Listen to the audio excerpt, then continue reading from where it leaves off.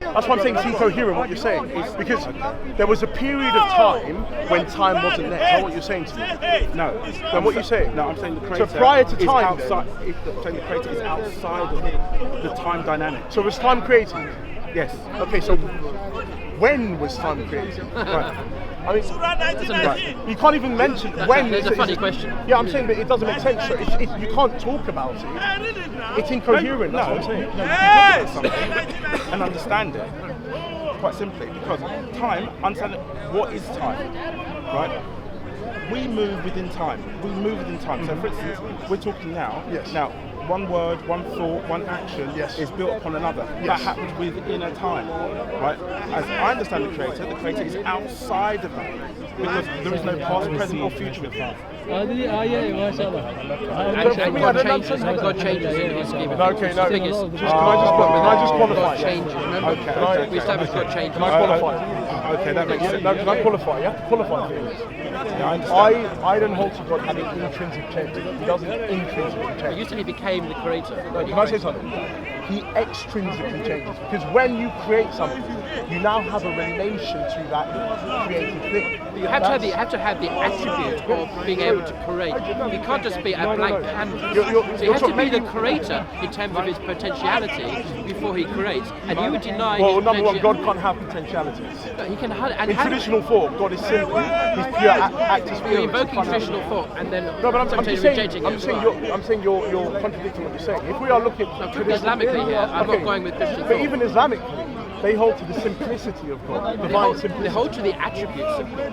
And the attributes traditionally 19. Where's that found? Sorry? That divine simplicity. Divine simplicity was a thought. And I'm saying if you look at Al-Ghazali, if you look at Ibn Sina, it was a thought, and it was built on by Thomas Aquinas. Some Greek philosophy. Yes, I'm saying it is Aristotelian thing, but it's the understanding that God is actus purus. Okay, he doesn't have any potentialities. God just is. No, I'm talking about his attributes. Maybe I should revise my language and stop using Greek categories and start using Quranic ones, from what I understand. Is that God has attributes, names, so he is the creator. Whether or not he creates in a particular instance doesn't alter the reality of his being the creator. But in your theology, it seems to me that God changes, and this violates every theological 101 that I know of. God is not, apart from perhaps process theology. Oh no, I don't hold to that. You know, yeah. It's horrible. Yeah. I won't even go. It's not even wrong. It's horrible. Yeah. Vomit it out. Yeah, I'll never go. Yeah. Okay. I like it. But In process theology, God does change. It evolves and stuff, and I'm glad you reject that. But what I'm trying to say is the distinction between properties. So a monadic property is something that someone has independent of anything else. Okay, but a polyadic property is a property that someone has in relation to someone else. So I have a polyadic property of being next to you now, okay, or being in a specific location to you. But there's certain monadic properties that I have, being a man, certain things, or whatever. Okay, so when I'm saying that God, or there is change in God, I'm not talking about the monadic properties, I'm not talking about the intrinsicness of God. But I'm saying that I can't make sense of what you're saying, that someone can be the creator of something without actually creating. So I mean, if I was the creator of a robot, but I've never created the robot. Two God's attributes in the Quran. Correct me if I'm wrong. Yes. About anything I say. Yes. That God is loving and he is just and he is merciful. So when on the day of judgment God confronts me, he will either show his mercy to me and allow me into paradise, or he will condemn me and off I go to hell. Now he doesn't have to show all his attributes simultaneously all of the time, 24 hours a day, if you see what I mean. He can choose to be merciful, he can choose to judge and condemn as befits his wisdom. You think about it, yeah? So it's wrong, I think, to say because God has a range of attributes, he must actualize them in action at all times. Oh no. So I would argue then that God is the creator, he doesn't change. He can create if in his wisdom he so chooses. He doesn't become the creator, he's always the creator. But in your theology, it seems to me you don't have an explanation as to how he creates if he was not the creator before. Oh yes, because the property that you have to understand, I'm talking. Not heresy. The attribute that I'm talking about there is omnipotence. Omnipotence is the ability to perform any action. So God has the ability to perform the action of creating. He becomes or has the property or attribute of being the creator when he doesn't exercise exercises omnipotence to create. So I'm saying omnipotence is a capability. Yeah. Create is something that's a relational property that God has. Sorry, it's a polyadic property. That's what I'm trying to say. It's a polyadic property. So he creates, and he becomes a creator once that thing comes into existence. Yeah, but what is he before? He's not a creator. Does he have the attribute of being able to create before that? Yes, that's omnipotence. Yeah, well then we agree. Okay, then maybe it's word games that we're going through. Maybe there's a semantic. But Sorry. I still have a problem, and this really, in my view, has to be addressed. Is that because all this discourse floats several light years above the actual biblical text, it's not grounded. Now, why do I say this? Am I just being Bible-based for the sake of it? No, because Jesus, for example, in Mark chapter 7, when asked about the greatest commandment, said this: "Hear, O Israel, the Lord our God is one Lord." This matters to me because here I think is evidence of Jesus preaching what we would call Tawhid, the oneness of God, and the Unitarian nature of God. If Jesus, I have to disagree, but I'll let you finish. I'm expecting you would too. But the point is, if Jesus is bringing a new covenant and teaching others about what it is to follow Jesus, believe what you believe, he should have said, "Hear, O Israel, the Lord our God is three, and the three are one in perfect communion," or whatever formula you want to use. But in my view, he never says that. And so therefore I would question this whole edifice anyway as being so discontinuous with the historical Jesus as to be worthy of simple rejection. But can I just qualify two things? Firstly, I believe, or the understanding, Jesus wouldn't have done that because first off, they would have just, they didn't have the concepts. Well, that's why, if you understand, What concepts? the philosophical, I'm saying the concepts. Sorry. I agree. Yeah, they didn't have the philosophical concepts to be able to communicate it and fully explicate what it means when we say the doctrine of the Trinity. So if Jesus said God is three and one or whatever, first off they would have said that's polytheism. Exactly, I agree. But what I am as a Christian, I understand. I think we've had this conversation before. That you have to understand that there's the Bible here with a sacred tradition, and tradition allows us to be able to say, actually, this is the correct interpretation of these verses. That's a very orthodox answer. Yeah, so that's what I'm saying. So for me, I haven't classified myself as orthodox. I'll say I fall under that because I believe Protestantism is self-defeating. I agree. I do believe that. So I would say I will go more with that. But tradition allows me to say. Be a Christian, be a Catholic or Orthodox. Yeah, that's what I would say. But I believe tradition allows me to say and make sense of this. And I'm able to do that because of that. But there's a chicken and egg here. I'm going back before to the historical Jesus. To the historical Jesus. See, Tawhid, the idea of the Unitarian nature of God, is not just a crude expression of what would have become Trinitarianism later on once we look more closely at it. Yes. Tawhid or Unitarianism says that God is one person. And if you look at Isaiah chapters 40 to 46 in the Old Testament, this wonderful panegyric hymn of praise to the oneness of God, the Unitarian nature of God. God is always the Father, He's always one in person. He is one person. And this is not because they lack the philosophical categories to say, well, he's really three, actually. If only they had Greek philosophy, they would have said three. Because I think what we see in Trinitarianism is a falling away from, rather than a refinement or an exploration of the content of Jesus' Unitarian creed. Because I think it was because the prophets, the Hebrew prophets, were Unitarians. Isaiah proclaimed the oneness and single personhoodness of God. He didn't say God was three persons or two persons or anything else, but one person. Trinitarianism says, particularly in the Orthodox form, that there are three persons in the Godhead. This is a revolutionary departure from the original Unitarian creed of Jesus. Islam, however, affirms that Unitarian creed, which is why it's the only legitimate successor in the modern world of the creed of Jesus, which is Unitarianism. Can I just explain something?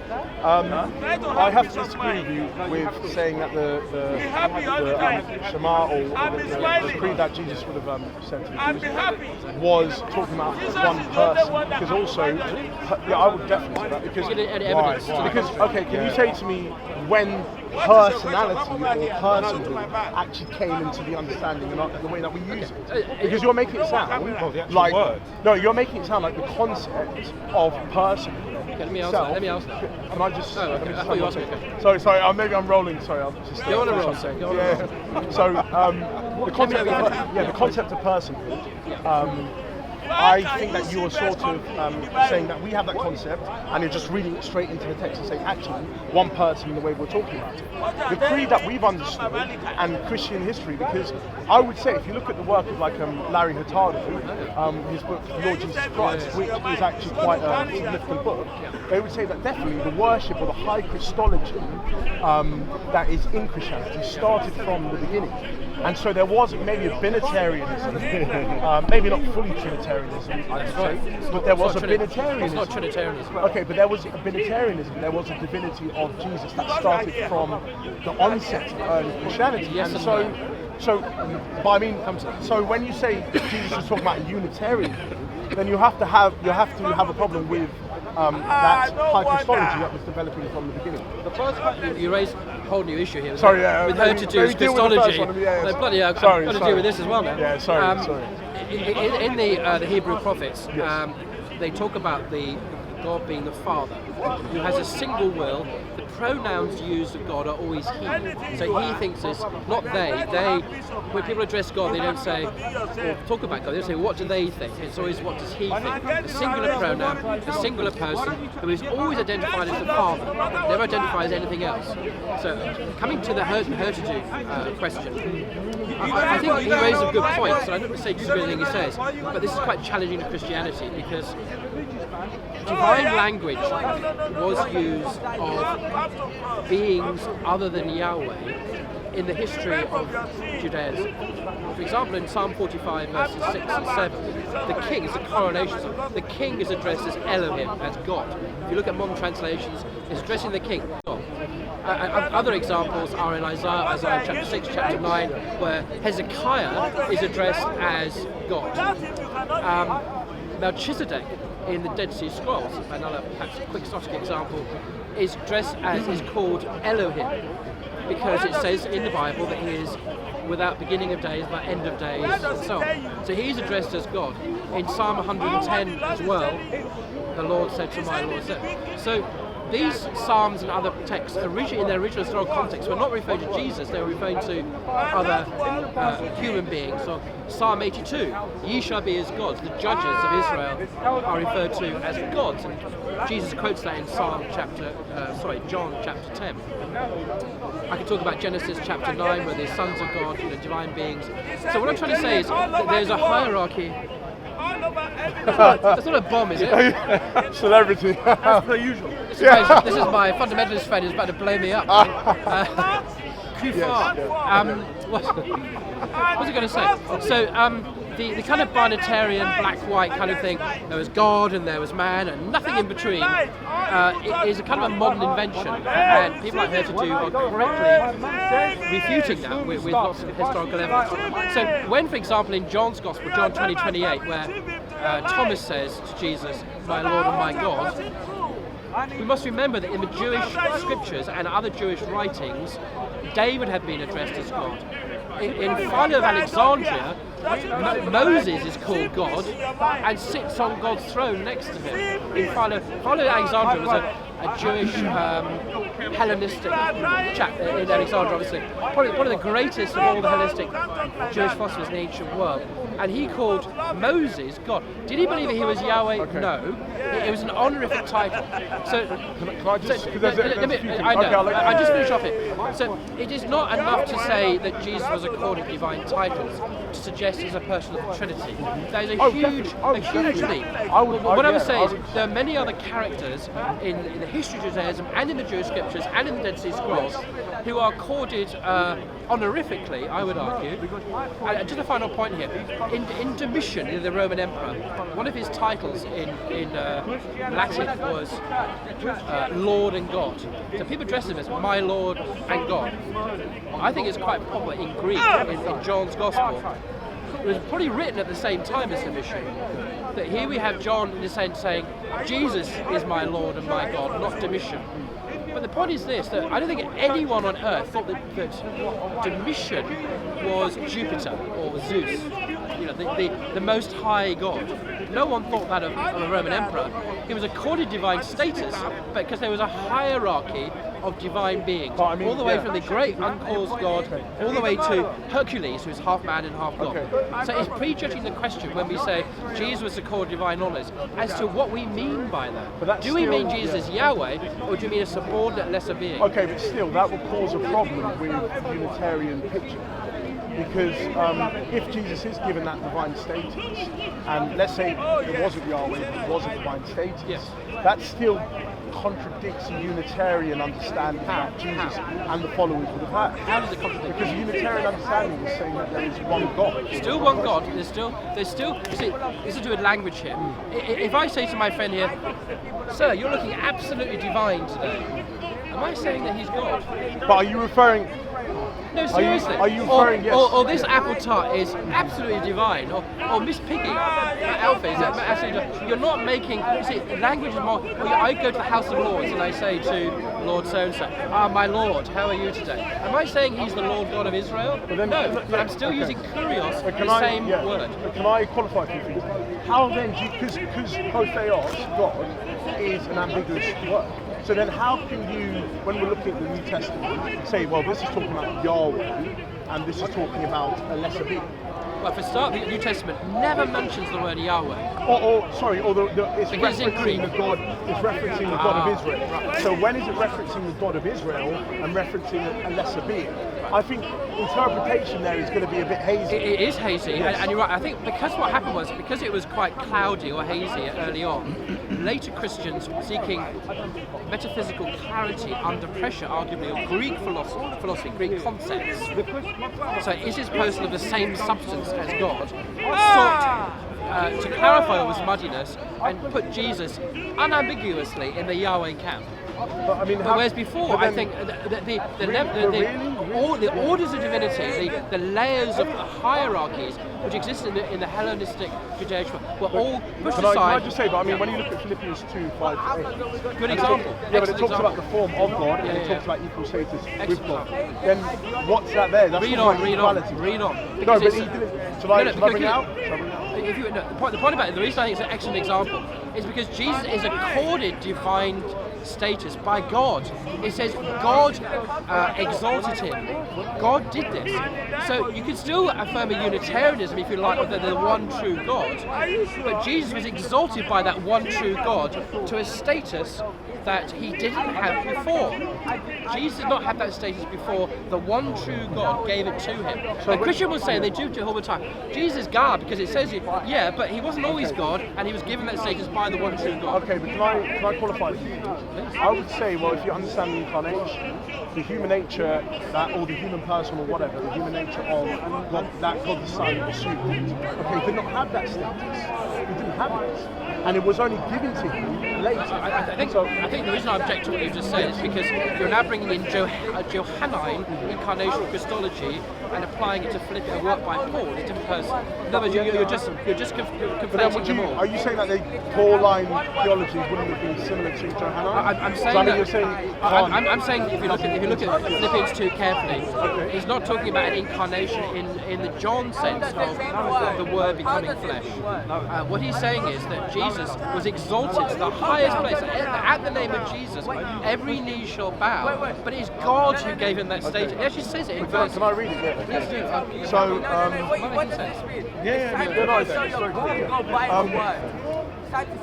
I'll show you the verse that actually says that. Okay, so this is a key verse too. Philippians 2, let's start with 6. Actually 5, sorry. Have this mind among yourselves, which is yours in Christ Jesus, who though he was in the form of God, did not count equality with God as thing to be grasped, but emptied himself by taking the form of a servant, being born in the likeness of men, and being found in human form, he humbled himself by becoming obedient to the point of death, even death on a cross. Therefore God has highly exalted him,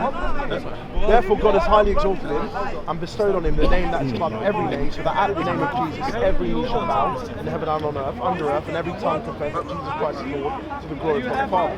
So I'm saying I do understand your point with the latter verses. I do understand your point with the latter verses, but how do you take account of verse 6? How would you take account of that? Because It's talking about a temporal sequence. It's talking about this happened, or then this happened, and then therefore this happened. So I'm saying, how do you hold to that when it says, though he was in the form of God, did not count equality with God a thing to be grasped, but emptied himself, then it's talking about blah blah blah. So then how do you, for me it does talk about equality. I just stress because I didn't have the verse in front of me. Oh sorry, yes. Verse 9, therefore God also highly exalted him, that's Jesus, and gave him the name that is above every name. Now, this seems to be a new thing, that Jesus didn't have this name before God gave it to him. It doesn't say, and God gave him again the name he always had from all eternity. So Jesus does have this exalted status Christian claim, but he didn't always have it because God gave it to him. But coming back to your point, verse 6, it says, who, though he was in the form of God, did not regard equality with God as something to be exploited. So was this person God? Because he is God and he didn't require equality with that other being as something to be grasped? Or is he another being with God? It doesn't say that. It doesn't seem to say that he was God. So you have to understand when you're using Hotheos, are you using it as a proper name? Father, or are you using it as a proper name, or are you using it as a predication? I'm saying that because you're saying, was he God? No, he wasn't God the Father. He wasn't God. No, but that is the only God that Christians, that the Jews knew of. There's no other God but God the Father. There's no other God in normative theology. Of course, that's assuming that the Judaic understanding or concept of God is Jesus. Yes, absolutely. So, because it's the or is it the Judaic Christian? Because the Unitarian Tawhid of prophets who were sent to Israel to teach the truth about God is the same as that taught by Jesus and Muhammad. It's not different. The deviation comes when later Greek theologians introduce concepts of hypostases and homoousion and so on, which are alien to the Semitic concept of God as the oneness of one person of God. So I think there's been a deviation. For 2 seconds? It does sort of it does depend on what you see or where you place the authority. My understanding of the authority is that Jesus left a church. Jesus left a church. He didn't leave a book, so he didn't leave the Bible, and we all know that. After I said that, he just ran off. It's disgusting. No, I'm joking. So, in the army when you were discharged in the army, right? Ripping off your pellets in disgrace. You would agree with me that Jesus didn't leave a book. He left the church. He left the people who were to interpret the revelation that's found in Christ. This is another very good point. Very interesting discussion, actually. Sorry? No, good point. Yes, yeah. Thank you. You're very learned, but what I'm saying is that what you've done is, like you said a few times, you've raised this kind of philosophical type of working things out for something. Well, that's fine, that's interesting, we'll listen to that, but actually let's deal with what we have. And what you've done, you've sort of detached. You know, as Christians do, you've detached the context in which Jesus came. And that was a Torah based Hebrew way of life. Jesus taught to So when we're talking about many persons in one and just kind of very intricate, very detailed understanding of this sort of Greek Hellenic realities of their understanding, it's devoid of any the word achad, yeah, from the Shema, right? There is no, this would have been affirmed by Jesus and this followers every time. Now, the Hellenic form comes in now and tries to alter that. This word is so unalterable, it's so unalterable. Why? Because even our understanding, today, and the understanding of people at that time that word has not transmuted 1 inch. Can I just jump in for 2 seconds? But you do understand, I know you need to go, maybe we can carry on after, but you do have to understand, I do understand, and I think that's how historical Jesus studies are doing now. They're trying to look at Jesus within his Jewish context, I think that's important. But also there is a Hellenistic context that they would have been living in. You have to agree with me. It wasn't like Hellenism it was just came in. No, but it was aliens. Sorry? It was alien.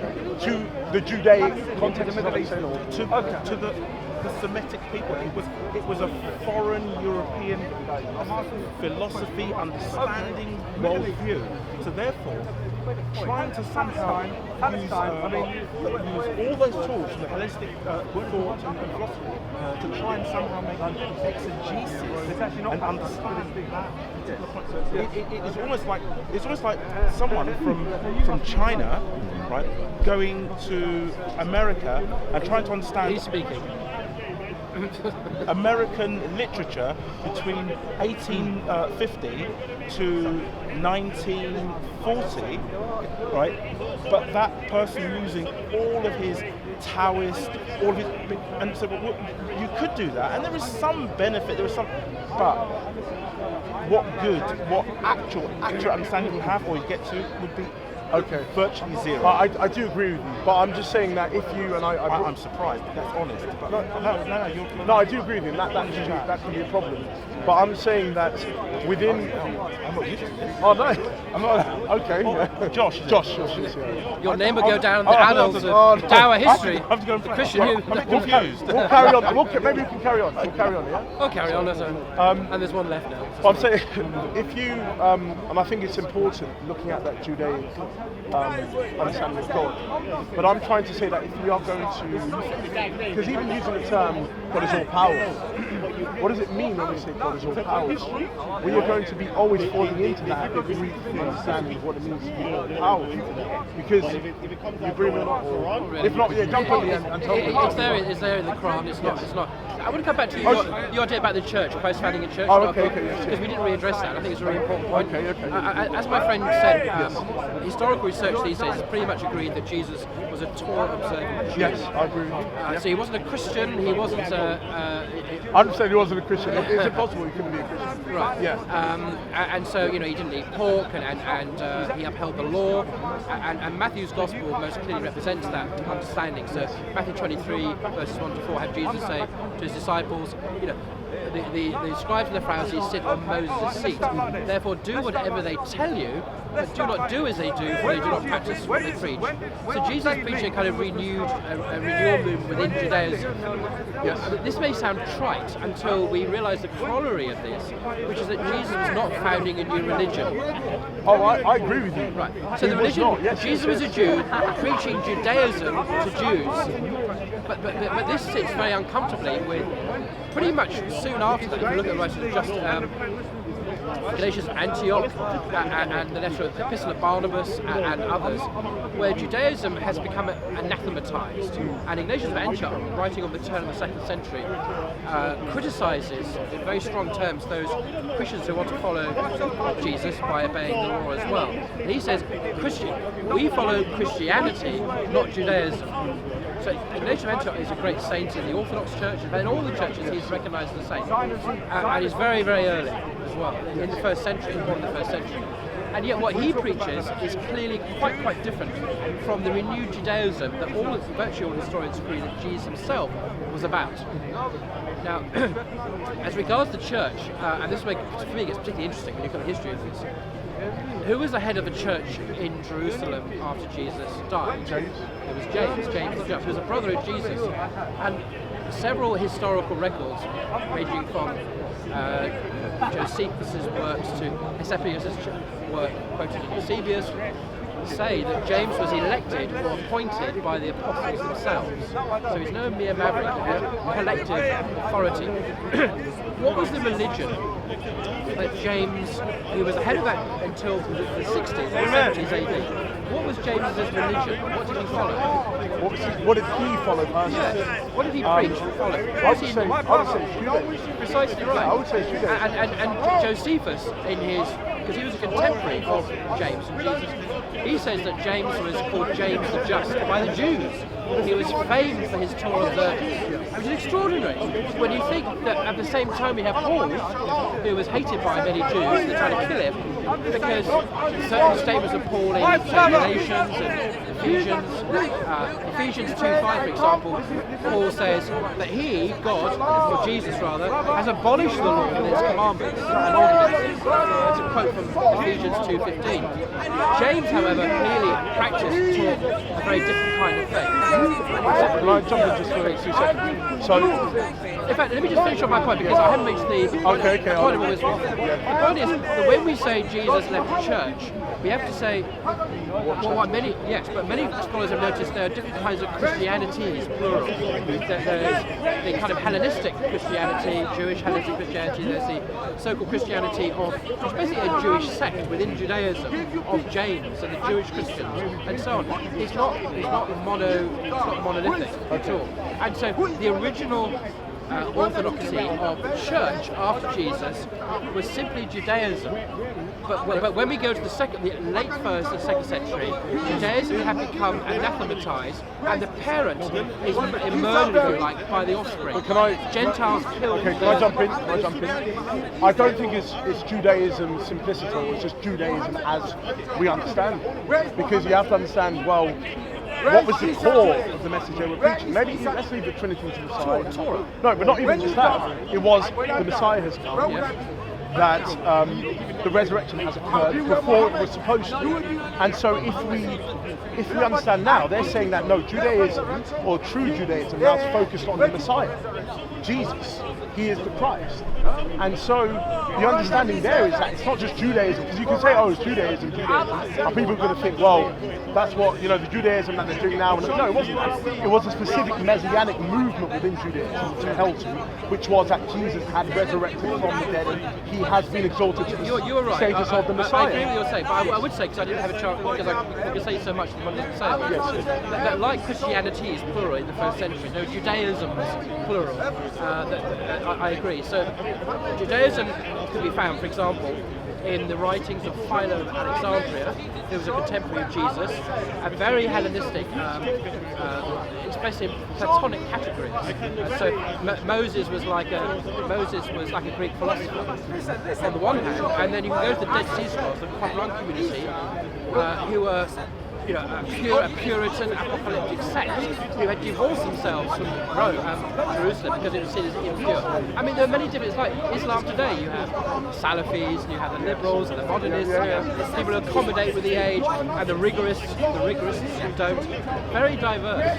But I would argue they were united, despite that diversity, by a unity of belief in the Torah as being revealed by God. So Moses, they all accept you had to be a Torah observant, obey the 613 commandments of God given to Moses. Now, what was distinct about, and I agree with you, about the Jewish sect called the Nazarenes, was their belief that the Messiah had come and that he had raised from the dead. And I would say that although it's a distinctly odd belief, there was nothing un-Jewish about that. Oh no, wait, I have to... After all, Jesus was a Jew. Okay. To say someone was a Messiah, lots of people were Messiahs. Yeah. That's not a new thing. We know about Bar Kokhba in the 2nd century. So there was nothing in that which was took you outside of the boundaries of Judaism. But it was Judaism reinterpreted or modified, because the Messiah was not supposed to be crucified. The Messiah was supposed to rid Yahweh's enemies from Israel. He was supposed to cleanse and rebuild the temple. The Messiah was also supposed to bring peace. And he didn't do any of that. Yes, I'm saying to you, they called him the Messiah, even though he was crucified. And so a crucified Messiah is an alien belief in Judaism. And also, one second, a crucified Messiah... I'm agreeing with you, by the way. Yeah, thank you. A crucified Messiah who resurrected before the end times. That was completely alien. I don't think it was. 100%. A crucified Messiah let me give you who resurrected. Let me give you evidence against that. The idea that people should be resurrected before the Day of Judgment, the Day of Resurrection, is abundantly attested in Judaism. Elisha and Elisha in the Old Testament raised people from the dead. Lazarus was raised from the dead. Lots of people have been raised from the dead. That in itself was not an indicator that the general resurrection happened. It did happen within history. Oh, no, but my point was a resurrected Messiah. That was not supposed to occur. The Messiah was not even supposed to die. It was very unusual. I agree that he but, wasn't. But then you have to take account of why did they have this belief? Something must have occurred between the crucifixion of this Messiah, because when a Messiah was killed, they disbanded, or they went and followed. I agree. Yeah, they went and followed the resurrection family. itself, and I want to focus on this. Yeah, I'll love that. What a surprise! As a Christian, let's focus on the resurrection of Jesus. What a surprise! Right. Thankfully, there's been a lot of empirical research that's been done in today's world of people who have been bereaved, lost loved ones, and who have subsequently, the next day or the next week, had an apparently corporeal experience of their loved one come back to life. Apparently 1 in 6 people, in the West at least, have claimed to actually have seen and had conversations with a physical experience of their loved one who's come back to life. I mean, the only one example I know of, J.B. Phillips, the Christian translator who did the J.B. Phillips translation of the Testament, a good friend of C.S. Lewis. C.S. Lewis obviously died in 1963, same day J.F. Kennedy died. And the next day, it was after C.S. Lewis's death, C.S. Lewis appeared in J.B. Phillips' study at Cambridge University, just as we are today, had a long conversation with him about personal matters, and then just appeared again. And C.S. Lewis was dead at that time. How can this be? To see more videos like this, subscribe to Titans TV down below. Thanks. Calling Django. The greatest darky that bite with shark teeth and hate malarkey. Who you? The greatest heartbeat. Ancient Egypt as a matriarchy. Who me? The one with the S on his chest when the motherfucker go by. Who you? The one everybody calls your highness cause the weed got you feeling so high.